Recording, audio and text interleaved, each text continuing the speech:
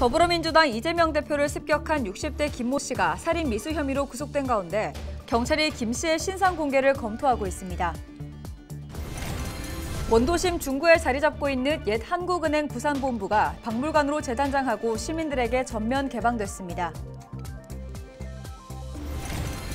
10년 만에 화려하고 선명해진 경관 조명과 미디어 콘텐츠로 단장한 광안대교가 6일 첫 손을 보입니다.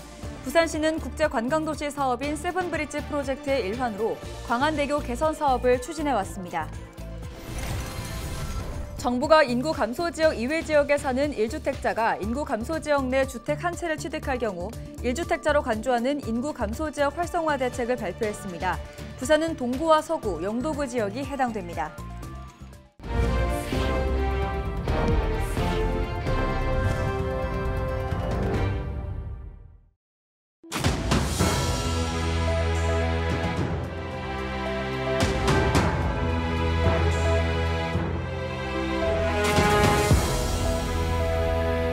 시청자 여러분 안녕하십니까? 헬로티비 부산 뉴스입니다.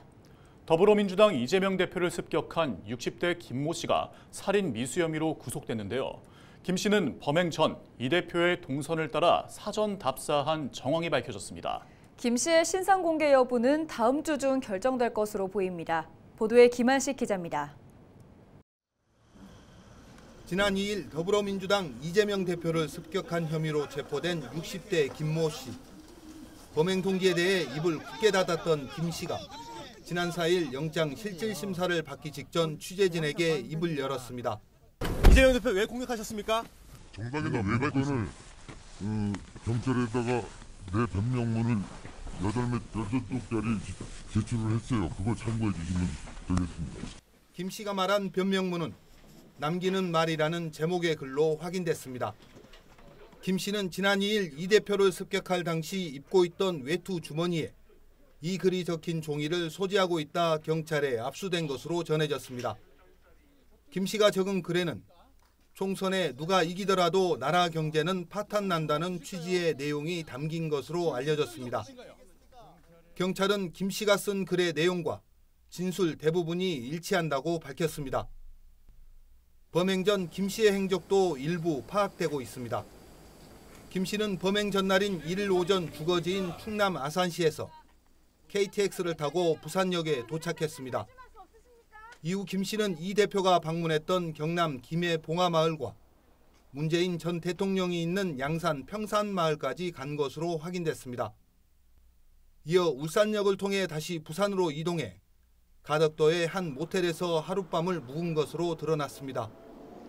범행을 위해 현장을 사전 답사한 것으로 추정되는 대목입니다. 경찰은 김 씨의 신상정보 공개에 대해 신중하게 검토하고 있으며 다음 주 중 신상정보공개위원회를 개최할 예정이라고 밝혔습니다. 또 김 씨의 심리 상태와 진술의 신빙성 등을 파악하기 위해 4일 저녁 조사부터 프로파일러를 투입했습니다. 경찰은 김 씨의 휴대전화와 노트북 등을 분석해 조력자나 공범이 있는지에 대해서도 수사하고 있습니다. 헬로티비 뉴스 김한식입니다. 원도심 중구에 자리 잡고 있는 옛 한국은행 부산본부가 역사관으로 재단장하고 5일 시민들에게 전면 개방됐습니다. 부산의 근현대 역사를 한눈에 볼 수 있는 공간이자 복합문화공간으로의 역할이 기대되는데요. 안수민 기자가 다녀왔습니다. 1963년 설립된 옛 한국은행 부산본부. 2013년 본부가 문현금융단지로 이전하면서 비어있던 건물이 부산의 근현대 역사를 품은 문화공간으로 10년 만에 시민들에게 개방됐습니다. 지하 1층, 화폐 등을 보관하던 금고로 일반 시민들이 접근할 수 없었던 비밀의 공간은 미술관이 됐습니다. 잠금 장치가 달린 두꺼운 철문과 복도를 따라 겹겹이 설치된 쇠창살. 옛 모습을 간직한 4개의 금고에는 각기 다른 예술 작품이 설치돼 이색적인 볼거리를 제공합니다. 2개 층으로 구성된 상설 전시실에서는 과거 최초의 계양도시에서 현재 해양 수도가 되기까지 부산의 변천사를 한눈에 확인할 수 있습니다. 특히 근대 문물이 들어오는 창구이자 일본의 대륙 침탈 전초기지였던 근대 식민도시, 6.25 전쟁 속 피란 수도였던 부산의 과거를 보여주는 전시는 놓쳐서는 안 되는 내용입니다. 근현대 역사를 몸소 겪었던 시민들은 과거의 기억을 되살리고 아이들은 몰랐던 역사와 부산의 정체성을 배웁니다. 방학이라서 애들 데리고 부산에 대해서 좀 더 잘 알고자 왔습니다. 부산의 역사에 대해서 좀 체계적으로 잘 정리가 돼 있는 것 같고 신기해요. 엄청 신기했어요. 옛날 사람들이 이렇게 살아가는 걸 봐가지고 신기했어요. 진안에 개관한 역사관 별관, 또 원도심 곳곳에 있는 근현대 자산과 연계해 지역 역사 문화 거점으로서의 역할도 기대됩니다. 이런 다양한 공간들에서 다양한 체험을 할 수 있는 복합 문화 공간으로 운영할 계획이고요. 그리고 제가 이 원도심이 갖고 있는 이 근현대사의 역사성과 장소성이 있기 때문에 이런 그 역사 문화 자원들을 잘 연계해서 체험 또는 현장형 박물관으로 운영할 계획입니다. 오는 3월까지는 야구도시 부산의 함성을 주제로 구한말 야구의 도입부터 구도 부산이 되기까지 부산의 야구 역사를 살펴볼 수 있는 개관 기념 특별 전시가 이어집니다. 헬로티비 뉴스 안수민입니다. 최근 남원 지역에서 전기장판과 온수매트를 겹쳐 쓰다 불이 나 노부부가 숨지는 안타까운 사건이 있었는데요. 전기 매트가 겨울철 주요 화재 원인으로 꼽히는 만큼 어떻게 화재를 예방할 수 있을지 이나라 기자가 알아봤습니다. 화염이 솟구치는 주택에서 하얀 연기가 쉴 새 없이 뿜어져 나옵니다. 지난 3일 새벽 6시쯤 전북 남원시 산동면의 한 주택에서 불이 난 겁니다. 모두 타 무너져 내린 주택에선 노부부가 숨진 채 발견됐습니다. 소방당국은 온수매트 위에 전기장판을 겹쳐 쓰다 과열로 불이 난 것으로 보고 있습니다. 최근 3년간 전기장판과 같은 계절용 기기로 인한 화재는 매년 늘었습니다. 이에 따른 사상자는 100명이 넘고 재산 피해도 44억 원가량입니다. 불이 난 요인으로는 부주의가 43%로 가장 많았고 전기적 요인과 기계적 요인이 뒤를 이었습니다. 요즘은 중국산 전기장판 싼 것들이 많기 때문에 속 안에 있는 발열체나 아니면 그 전선들이 화재가 일어나기 쉬운 구조로 만들어져 있는 것이 많습니다. 소방당국은 전기 매트로 인한 화재를 예방하기 위해선 매트를 접어서 보관 사용하거나 라텍스 같은 천연 고무 침구류의 오랜 시간 둬서는 안 된다고 당부합니다. 또 합선되거나 전열선이 끊어질 수 있어 전기 매트 위에 무거운 물체를 올려놓지 말 것을 강조했습니다. 전기장판을 보관할 때는 돌돌 말아서 보관해 주시는 게 가장 큰 포인트라고 할 수 있겠습니다. 그리고 전기장판은 KC 인증 마크가 꼭 있는 장판을 사용하는 게 좋습니다. 겨울철 집중되는 전기 매트 화재. 안타까운 참변을 막기 위해선 올바른 사용법을 숙지하고 지키는 노력이 필요합니다. 헬로티비 뉴스 이나라입니다.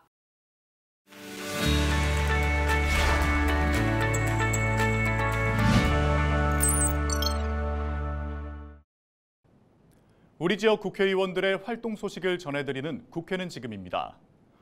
먼저 기장군 정동만 국회의원 소식입니다. 정동만 의원이 새해를 맞아 지역 주민들에게 인사를 전했는데요. 정 의원은 20여 년간 지지부진했던 도시철도 정관선 추진이 가시화됐고 동남권 방사선 의과학 산업단지가 반도체 소부장 특화단지로 지정되는 등 지역의 묵은 현안 사업이 속도를 내고 있다고 밝혔습니다. 기장을 부울경 중심으로 만들기 위해 노력하겠다는 새해 각오를 전했습니다. 서동구 안병길 국회의원 역시 올 한 해 첫 활동 소식을 전했는데요. 안 의원은 부산 공동어 시장 초매식 참석과 충무동 새벽시장, 해안시장 등을 잇따라 방문해 지역 주민들과 인사를 나눴습니다. 또 새해 첫 연탄 배달 봉사를 지역 당원과 함께하며 어려운 이웃들에게 온기를 배달하고 앞으로 서동구의 발전과 어려운 이웃들을 보살피겠다는 각오를 밝혔습니다. 해운대구 을 김미애 국회의원은 6일 의정보고회를 열 계획입니다. 김 의원은 반송과 반여, 재송동 주민들을 대상으로 4년간 의정활동을 소개할 예정인데요. 김미애 의원은 해운대을 지역의 현재와 새롭게 변화할 지역의 미래 청사진을 공개할 계획이라며 많은 지역 주민의 참석을 당부했습니다. 부산 진구을 이현승 국회의원은 전포 일동 주민센터와 범천 주민센터에서 지역 주민들을 대상으로 의정 보고 대회를 진행했습니다. 범천동 지역의 가장 큰 현안인 범천철도 차량기지 이전 사업 추진 상황을 공유하고 절골마을 주거환경 개선 사업과 점포로 확장, 문전교차로 지하차도 개통 등 사업 시행 이후 달라진 변화를 중심으로 주민과 소통했습니다. 지금까지 국회는 지금이었습니다.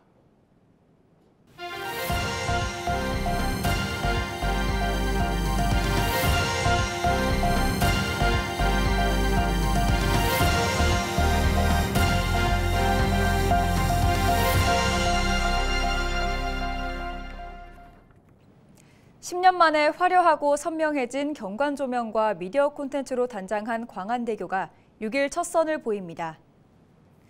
부산시는 지난해 5월부터 국제관광도시 사업인 세븐브릿지 프로젝트의 일환으로 광안대교의 경관 조명과 미디어 콘텐츠 조성 공사를 추진해 왔습니다. 시는 광안대교 경관 조명 사업에 총 사업비 약 74억 원을 투입했으며 이는 세계 최대 규모의 교량 LED 개선 사업이라고 설명했습니다. 광안대교에서 선보일 미디어 콘텐츠는 총 77종으로 요일별, 계절별, 행사별로 구성해 각종 행사와 계절에 맞게 운영될 예정입니다. 정부가 인구 감소 지역 이외 지역에 사는 1주택자가 인구 감소 지역 내 주택 한 채를 신규 취득할 경우 1주택자로 간주해 각종 세제 혜택을 주는 인구 감소 지역 활성화 대책을 발표했습니다. 부산의 경우 인구 감소 지역인 동구와 서구, 영도구 지역이 해당됩니다. 이에 따라 인구 감소 지역 1주택을 포함한 2주택자는 재산세율과 종합부동산세, 양도소득세 중과 배제 등의 세제 혜택을 받게 됩니다. 기재부는 인구 감소 지역 활성화 대책을 포함해 4대 초강력권 발전 시행계획 수립 등 올해 경제정책 방향을 확정해 발표했습니다. 해운대구가 제2기 5개 광고물 자유표시구역 지정 공모에 최종 선정됐습니다. 5개 광고물 자유표시구역은 전광판을 포함한 5개 광고물의 모양과 크기, 색깔, 설치 방법 등의 규제를 대폭 완화해 자유롭게 설치가 허용되는 지역입니다. 지난 2016년 강남 코엑스 지정 이후 두 번째이자 지역에서는 첫 지정 사례입니다. 해운대구는 구남로와 해운대 해수욕장이라는 공공재를 사업 대상지로 지정해 5개 광고물 자유표시구역으로 추진해왔습니다. 구는 화려하고 생동감 넘치는 다양한 디자인의 대형 광고물을 통해 관광과 축제, 자연경관과 디지털 사이니지가 어우러진 공공용 콘텐츠를 선보일 예정입니다. 지난 4일 오후 3시 40분쯤 부산 사하구 감천항에 정박해 있던 바누아투 공화국 국적 2386톤급 원양어선에서 불이 났습니다.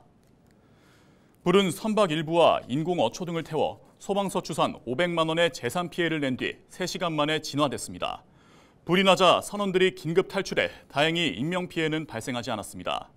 소방당국은 용접 작업 중 불티가 튀어 불이 시작된 것으로 보고 정확한 화재 원인을 조사하고 있습니다. 영도구가 대한민국 지방재정 대상 세외 수입 분야에서 행정안전부 장관상을 받았습니다.